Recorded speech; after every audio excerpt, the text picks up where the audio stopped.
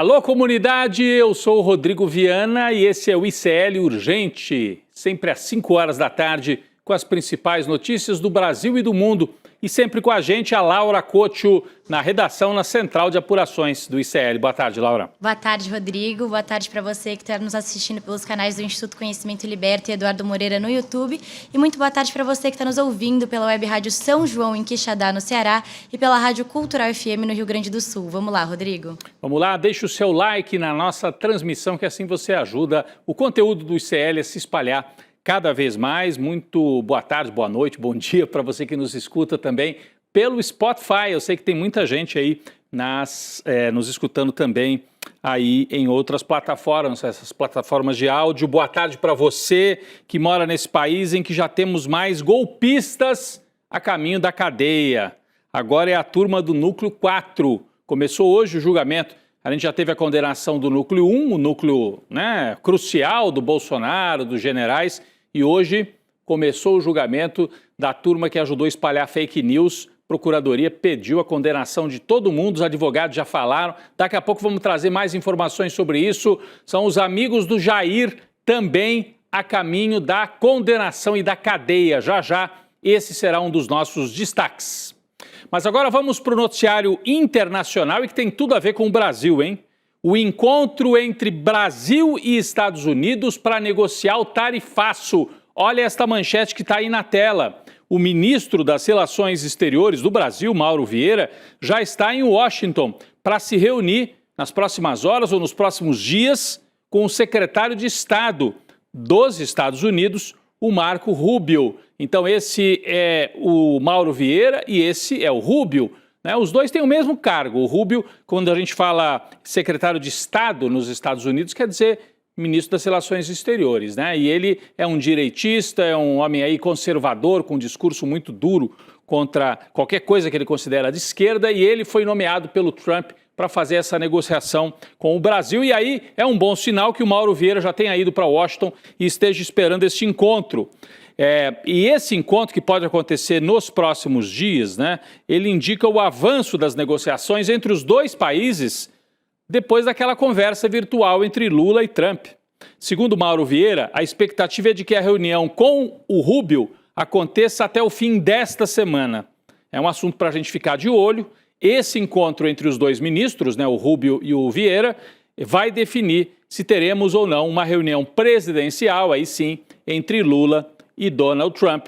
Vamos aguardar, são sinais positivos caminhando de que o tarifaço pode ser diminuído, reduzido, Pode haver, eu não diria que todas as tarifas serão tiradas, mas redução naquele tarifaço baixado pelo Donald Trump.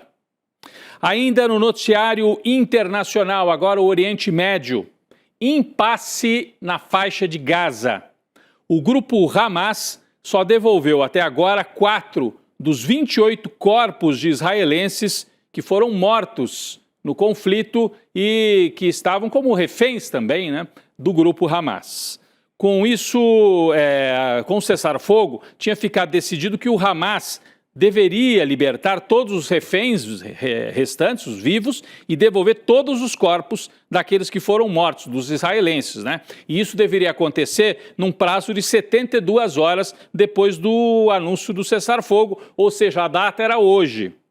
Esse episódio, o fato do Hamas só ter devolvido 4 dos 28 corpos que estavam prometidos, isso pode paralisar o avanço do acordo de paz entre Israel e Palestina. Enquanto eu falo, você tem aqui no telão imagens emocionantes de reféns libertados, de famílias que se reencontram, mas tem também esta pressão por parte de Israel. Onde estão os corpos dos reféns? A Laura Couto tem mais detalhes sobre isso.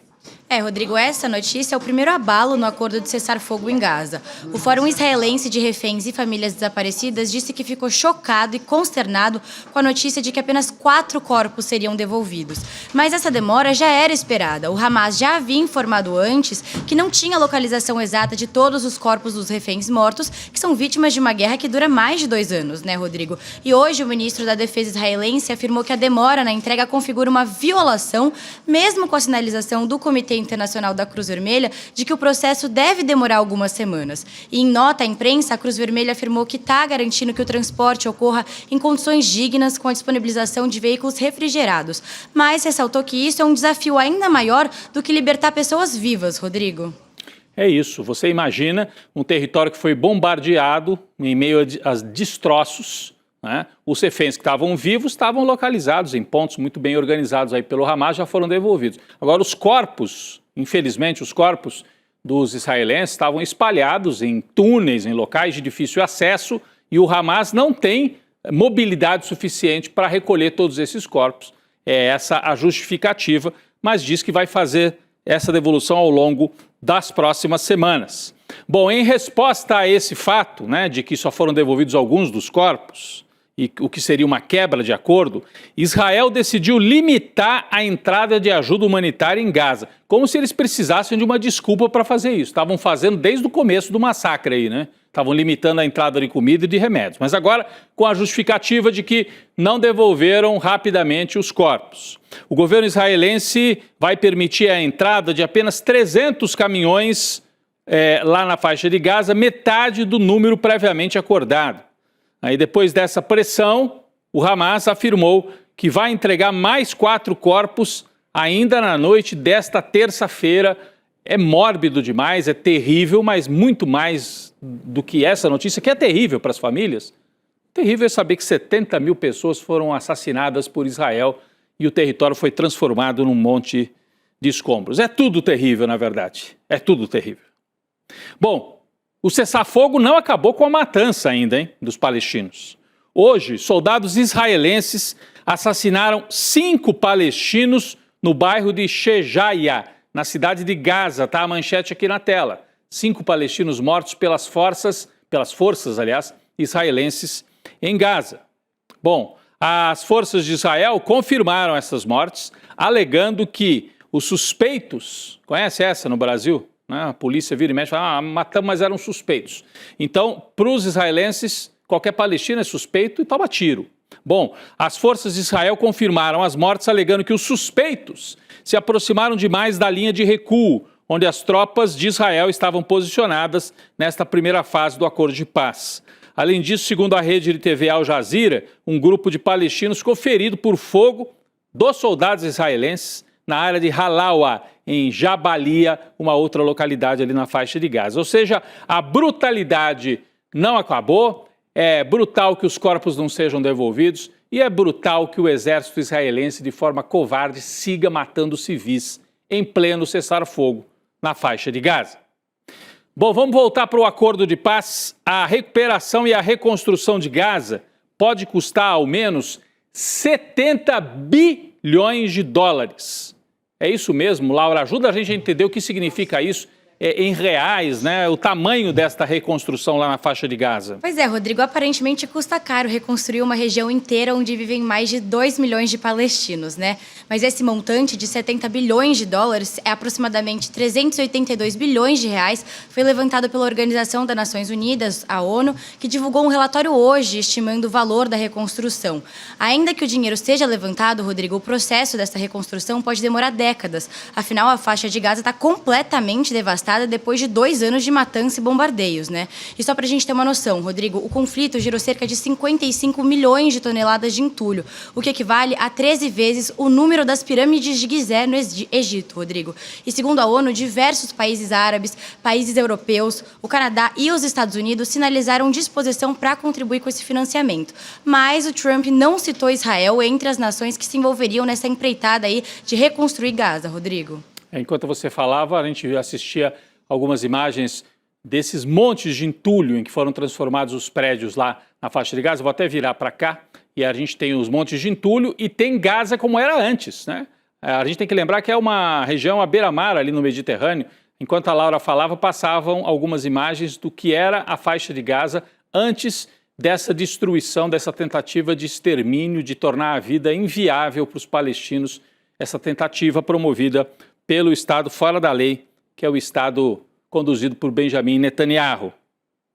Bem, nós vamos seguir acompanhando os desdobramentos, vamos seguir acompanhando esse drama da devolução dos corpos e também as mortes que Israel ainda continua promovendo com essa matança lá na faixa de Gaza, torcendo para que isso não impeça o avanço do cessar-fogo. Vamos lá. Vamos voltar aqui para o noticiário brasileiro.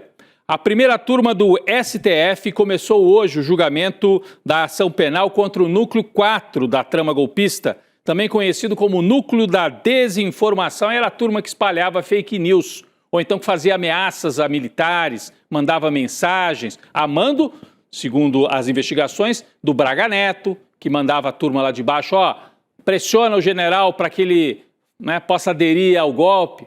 Então tinha tudo isso. Esse pessoal é que está sendo julgado agora, o núcleo 4. É o segundo grupo a chegar na etapa final do julgamento. São 7 réus, acusados de propagar notícias falsas sobre o processo eleitoral, promover ataques virtuais às instituições e ataques às autoridades em 2022. Entre as autoridades, os então comandantes do Exército e da Aeronáutica, que, como eu disse, eram pressionados por essa turma, eram chamados de generais melancia, porque não queriam aderir ao golpe, né? Eram verde e amarelo por fora, mas eram vermelhos por dentro. Era o que diziam os bolsonaristas e mandavam espalhar e bater nos militares que não estavam aderindo ao golpe, né? Tudo isso vai a julgamento. Vamos conferir quem são os 7 réus desse núcleo 4? Alguns você já ouviu falar. Aí, Ailton Moraes Barros, é um ex-major do Exército. Ângelo De Nicoli, major da Reserva do Exército. Esse aqui é civil, Carlos César Moretson Rocha, presidente do Instituto Voto Legal, aquele que foi contratado pelo Partido Liberal do Valdemar Costa Neto para espalhar a mentira de que as urnas eram sujeitas a fraude. Curioso, né? Ele vai a julgamento e o Valdemar, que o contratou, não está sendo julgado. Mas ele está nesse grupo aqui também. Vamos virar a página? Tem mais 4 pessoas aqui nesse núcleo 4. Giancarlo Rodrigues, que é subtenente do Exército. Guilherme Almeida, tenente-coronel do Exército Brasileiro. Marcelo Bormevê, agente da PF. E Reginaldo Abreu, coronel do Exército. Você vê que é um festival de militares, principalmente, um agente da Polícia Federal e o único civil ligado a esse instituto que espalhava mentiras a soldo do partido do Bolsonaro e está sendo julgado também. Bom, eles respondem pelos seguintes crimes: organização criminosa armada, tentativa de abolição violenta do Estado Democrático de Direito, golpe de Estado, dano qualificado pela violência e grave ameaça e deterioração do patrimônio tombado. São os mesmos 5 crimes pelos quais foram condenados Bolsonaro e aqueles outros do núcleo 1. A Laura Couto tem mais informações sobre a sessão de hoje no Supremo. Laura. Rodrigo, essa sessão na primeira turma do Supremo começou hoje às 9 da manhã e terminou agora há pouco. O Procurador-Geral da República, Paulo Gonet, pediu a condenação dos 7 réus, argumentando que o grupo dos acusados atuou no campo da guerra informacional para disseminar desconfiança sobre as urnas eletrônicas e antes das eleições presidenciais de 2022. O Gonet disse o seguinte, Rodrigo, abre aspas, no caso dos réus desse núcleo, responsável pela campanha de desinformação, ficou claro o impacto do seu comportamento para o desfecho violento do 8 de janeiro de 2023. A sessão de hoje, Rodrigo, ainda contou com a leitura do parecer do relator, o ministro Alexandre de Moraes. E como destaque, eu trouxe uma fala dele, ele disse o seguinte, abre aspas, os réus propagaram sistematicamente notícias falsas sobre o processo eleitoral e realizaram ataques virtuais às instituições e também a autoridades que ameaçavam os interesses da organização criminosa. Rodrigo, a sessão agora vai ser retomada só na terça-feira da próxima semana, dia 21 de outubro, já com os votos dos ministros. Muito bem, aí está o resumo trazido pela Laura. Então, hoje, PGR fez a fala final, né? Os advogados falaram e o Alexandre de Moraes já apresentou o relatório, não é o voto ainda. Como disse a Laura, o voto fica para terça-feira da semana que vem. Os 5 ministros da primeira turma vão votar. Até o momento, somente os réus do Núcleo 1, formado pelo ex-presidente Bolsonaro e mais 7 pessoas, foram condenados. Além do Núcleo 4, que está sendo julgado agora, e do Núcleo 1, que já foi, ainda faltam os núcleos 2 e 3. O julgamento do núcleo 3 está marcado para começar no dia 11 de novembro. E o grupo 2 será julgado em dezembro. Então a gente tem agora o núcleo 4 em outubro, aí em novembro mais um, e em dezembro finaliza. Finaliza não, porque fica faltando um personagem que vai ser julgado isolado dos outros, que é o assessor o papagaio de pirata do Eduardo Bolsonaro, o blogueiro Paulo Figueiredo, neto do ditador João Figueiredo. Ele foi denunciado, ele virou réu, ele está sendo julgado à revelia, né? E aí não há previsão ainda para quando ocorrerá o julgamento do Paulo Figueiredo, enquanto os outros núcleos devem estar concluídos no mês de dezembro.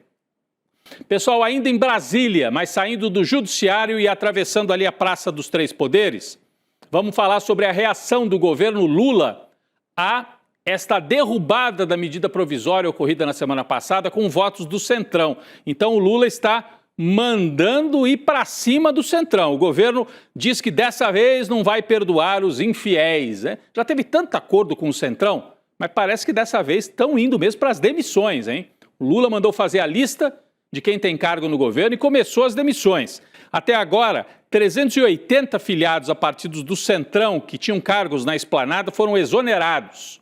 O União Brasil lidera esta lista. Aqui tem, se você não tá assistindo a tela, está só nos ouvindo, vale a pena olhar agora aqui para a tela. Nós temos aqui um quadro. União Brasil, 119 cargos foram cortados do União Brasil. O MDB, 112 cargos. O PSD do Kassab, 63 cargos. O Progressistas, 48 cargos. E ali, por último, o Republicanos, 36 cargos também cortados. Era gente que estava aí segundo escalão, terceiro escalão, mas com cargos importantes. Caixa Econômica Federal, Codevasf, assessorias importantes de ministérios. O Lula mandou fazer um pente fino e deputado que votou contra o governo e tinha feito indicação de assessorias aí para esses cargos, está cortando tudo, né? Começou a disputa aberta aí para 2026. O Palácio do Planalto fez um mapeamento detalhado de votos e ausências durante a análise da MP, aquela que tentava compensar o IOF, né? A determinação de Lula é fazer esse pente fino nos ministérios estatais, superintendências em todo o país, substituindo aliados do Centrão, que votaram contra o governo, por nomes de parlamentares que se mantiveram fiéis na votação da medida provisória, ou que pelo menos se abstiveram. É o caso do Arthur Lira, hein? Arthur Lira não é que se absteve, ele faltou na votação e, por enquanto, conseguiu manter a presidência da Caixa Econômica Federal, que é uma indicação dele.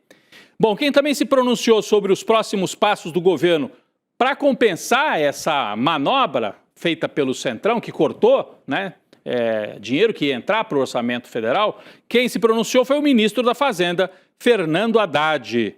Nós temos a fala do Fernando Haddad, é isso, Laura?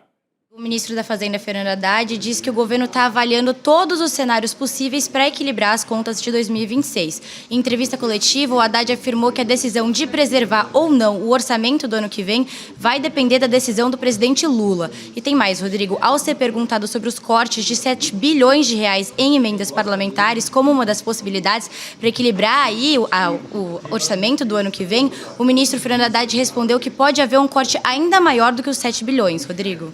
Esse é o grande medo, né? O grande medo da turma do Centrão é cortar emenda parlamentar, porque são as emendas que dão aquela engraxada, sabe como é que é? Ajudam a manter ajuda os deputados a manter os seus mandatos, né? As emendas vão lá para a base e com isso os prefeitos apoiam e aí eles conseguem os votos para manter esta máquina da direita funcionando no Congresso Nacional. Bom, mesmo com o governo federal batendo no peito e dizendo que está cortando tal, e os infiéis perdendo cargos, alguns aliados do ex-presidente Bolsonaro consideram que essas exonerações podem até ser algo positivo para a extrema-direita. Por quê? A avaliação é que esses partidos do Centrão, como União Brasil e o PP, podem se irritar com o governo, com esses cortes aí de cargos, e acabar estreitando ainda mais os laços com o Bolsonaro. Mas essa turma já está no barco do Bolsonaro, não vai fazer diferença. É a minha impressão.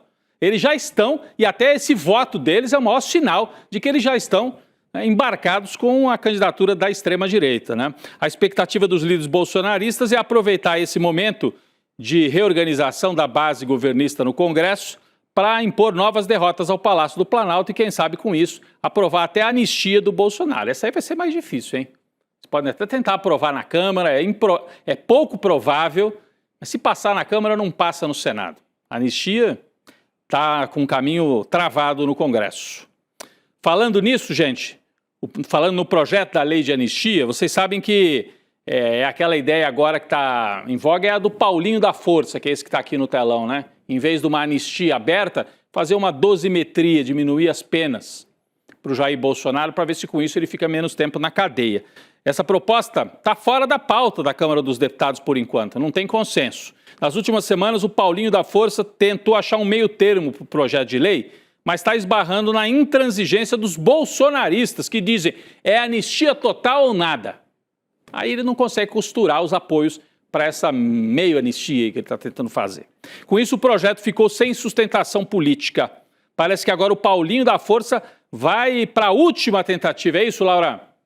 Essas semanas de negociações e reuniões de bastidores não foram suficientes para o deputado Paulinho da Força chegar num consenso em relação ao projeto de lei da anistia, que agora a gente chama de dosimetria, né? Mas hoje o relator vai apostar numa última tentativa e vai apresentar o texto final para os líderes partidários para, quem sabe, viabilizar a votação até o fim do ano que vem. Essa nova proposta, reformulada, propõe diferenciar os participantes dos atos golpistas entre influenciáveis, que teriam participado de forma mais passiva, e organizadores e financiadores, que por sua vez não teriam direito à redução da pena. O Paulinho da Força acredita que essa proposta não configura anistia nem interferência no judiciário. Mas, caso ele não consiga apoio até o fim da semana, o projeto deve ser engavetado e, consequentemente, perder espaço aí na agenda política, que vai ficar tomada pelas disputas eleitorais do ano que vem, Rodrigo. Pois é, a gente acabou de falar, né? Assim, ainda nem terminou, Laura, o julgamento dos núcleos, né? Aliás, o Bolsonaro ainda nem fez os últimos recursos, ele está condenado.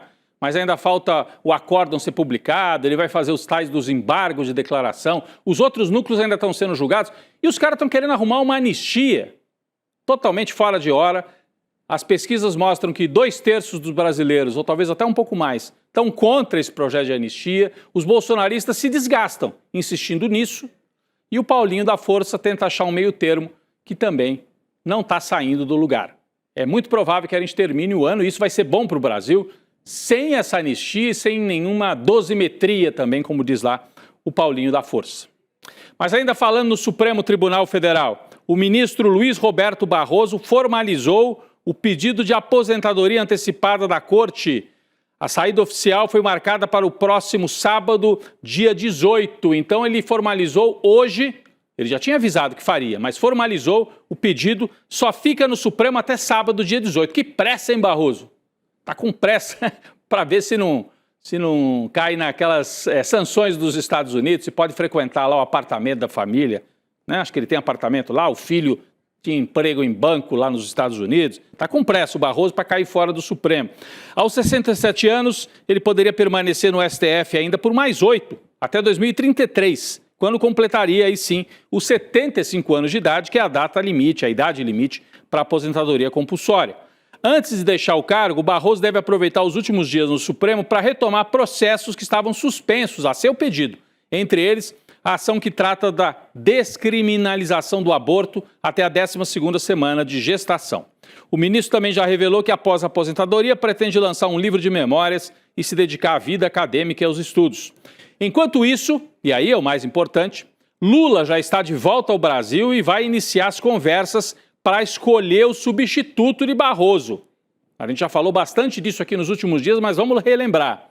Os nomes mais cotados são do advogado-geral da União, Jorge Messias, o ex-presidente, né, do Senado, Rodrigo Pacheco, que é do PSD e é de Minas Gerais, e ainda existe uma pressão, uma justa pressão, para que Lula indique uma mulher, já que só há uma entre 11 integrantes do Supremo Tribunal Federal. O Messias, vocês sabem, tem um perfil de defesa dos trabalhadores, é contra a pejotização, não tem o perfil liberal, como tem o Barroso, que é a favor das empresas, pejotizar tudo, acabar com lei trabalhista.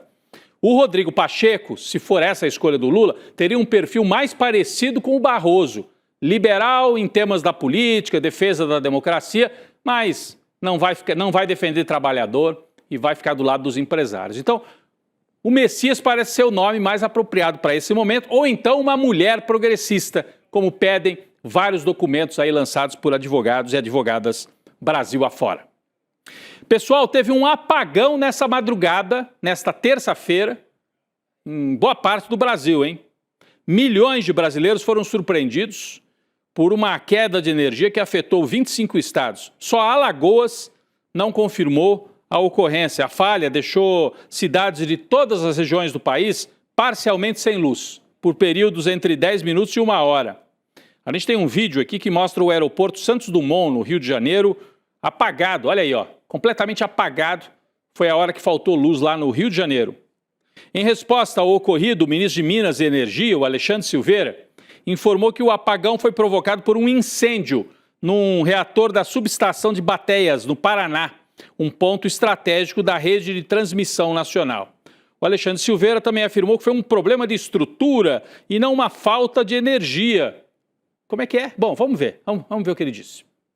Nós acionamos um grupo, que é o Grupo Especial de Resposta Rápida, entra a ONS, a ANEEL, Ministério de Minas e Energia, o Secretário Nacional de Energia, o presidente da ONS e, sobre a nosso comando, imediatamente entraram e restabelecemos em 1h30 100% de todos os estados. É a demonstração da robustez da nossa transmissão nacional. É importante que a população entenda o que acontece nesse momento. Não é falta de energia, é um problema na infraestrutura que transmite a energia. Bom, o problema na infraestrutura que transmite energia também é sério e gera apagão. O que ele está querendo dizer é que não foi como aquele apagão da época do Fernando Henrique, onde por falta de investimento o Brasil estava chegando no limite e havia horas em que a qualquer momento poderia dar uma pane geral no sistema. O que ele disse aqui é que nós temos produção suficiente, tem energia suficiente, mas houve uma falha num gargalo lá no Paraná. De qualquer maneira, ministro, é uma falha tão grave que acabou afetando o país inteiro, é para a gente ficar realmente atento a isso. Informação urgente lá da nossa redação com a Laura Couto. Laura. Rodrigo, o Procurador-Geral da República, Paulo Gonet, rejeitou agora o pedido apresentado pelos deputados Lindbergh Farias e Thalíria Petroni para que fosse decretada a prisão preventiva do deputado Eduardo Bolsonaro. Em manifestação encaminhada ao STF, o Gonet afirmou que os parlamentares não têm legitimidade processual para solicitar tal medida de prisão preventiva ao deputado que está autoexilado nos Estados Unidos. Rodrigo, no N2, a gente volta com mais informações. É isso, então, o Gonet disse não ao pedido de prisão preventiva do deputado Eduardo Bolsonaro, que ia ser um pedido nesse momento inócuo, mas é importante que ele seja responsabilizado. De qualquer maneira, o Gonet disse não vamos, a Procuradoria não vai dar andamento a esse pedido, porque os deputados que fizeram não teriam a legitimidade para fazer esse pedido. Daqui a pouco, o Unicério Notícias, segunda edição, mais informações sobre isso, um pequeno alívio aí na vida do Bolsonaro, que está tomando tantas na cabeça, né? Várias e várias aí, críticas também, até da direita e do centrão. Pessoal, um almoço entre Milei e Trump hoje, hein? O presidente dos Estados Unidos se reuniu com o presidente da Argentina hoje lá na Casa Branca. O encontro acontece poucos dias depois de Trump confirmar o pacote financeiro de 20 bilhões de dólares para salvar a Argentina, ou seja, para salvar o Milei, né, tirar o Milei do buraco à véspera da eleição parlamentar lá na Argentina. Segundo o secretário do Tesouro dos Estados Unidos, o Scott Bessent, o objetivo é garantir estabilidade aos mercados e fortalecer as reservas internacionais no país vizinho do Brasil. Trump deixou claro que quer que Milei ganhe a próxima eleição com esse pacote financeiro. Falou abertamente isso. Vamos ver, tem um trechinho, né? Vamos lá. It's an honor to have you here, and I just I want to tell you that your career has been an amazing one, and it's going to continue with the election. You're going to win the election. We're going to endorse you. I'm going to endorse you today, fully endorse you. And people in Argentina like me. A lot of people like me. I'm even surprised myself. Você sabe, o Trump disse: as pessoas na Argentina gostam de mim, eu quero que o Milei ganhe a eleição. Depois ele viu que talvez tenha sido um pouco exagerado e fez uma pequena correção. O Trump disse assim: eu vou ajudar a Argentina pela filosofia comercial deles. Eu não vou rodar esse outro trecho, porque é o Trump falando desse jeito amalucado dele, mas é como se ele dissesse assim: eu sou generoso, eu vou ajudar os governos por puro amor ao neoliberalismo, já que ele disse que é por uma questão aí filosófica que ele vai ajudar o governo do Milei, que está quebrando a Argentina, um governo fantoche dos Estados Unidos. Lembra muito, né, o que acontecia com as ditaduras aqui na América Latina nos anos 60 e 70. Com isso, eu faço mais uma vez aqui a lembrança, né? Você que está acompanhando o que acontece lá na Argentina, o ICL trouxe, a semana passada, o documentário Vai para a Argentina, Carajo, em que o Eduardo Moreira percorre as ruas, entrevista as pessoas, jornalistas, economistas, gente que gosta do Milei também foi entrevistada. Então você tem a chance de assistir de novo. Se você não assistiu, tem o replay rolando aí. Você digita iclurgente.com.br e o replay está liberado para você acompanhar esse documentário dirigido pela Juliana Baroni e pelo Fabian Restivo com o Edu Moreira, né, caminhando lá pelas ruas, mostrando muito povo na rua. É um documentário que dá muito a temperatura e a vivacidade das ruas lá na Argentina, nesse momento de crise no país vizinho. É isso, fica o convite, você se inscreve em iclurgente.com.br. Obrigado, Laura, mais uma vez, né, por trazer as informações, inclusive essa de última hora. Por enquanto, a PGR não vai pedir a prisão do Dudu Bananinha. Valeu, Laura. Valeu, Rodrigo. Até amanhã. Até amanhã. Vem aí o ICL Notícias, segunda edição, com a Gabi Varela. Eu vi ali, tá o Arbex ali na nossa redação convidado. Será que ele vem aqui ao vivo no estúdio? Pode ser, vamos lá. Então, daqui a pouco, o N2, eu estarei por lá também. Valeu, obrigado. Sucesso estrondoso. Milhares de pessoas assistiram o nosso documentário Vai Pra Argentina e entenderam por quê Javier é hoje a maior fake news do planeta. Se você não assistiu o lançamento, uma boa notícia para você. A gente liberou por mais alguns dias o replay do filme. Então, se você quiser assistir a uma sessão gratuita desse filme, você tem poucos dias. Juntar sua família, seus amigos e assistir. Sugestão minha? Assiste. Você vai ver um mito cair diante dos seus olhos. Bom filme. Olá, eu sou a Juliana Baroni e tô aqui para te fazer um convite. Toda terça-feira às 19 horas tem o Precisamos Conversar, um programa de debates feminino. A gente tem que ver, tem que analisar. Ninguém tá querendo defender causas. Elas defendem algo até a página B. Foi mais ou menos uma Aqui no Instituto Conhecimento Liberta e também nos canais do Eduardo Moreira. Então, você não pode perder. Um beijo, até lá!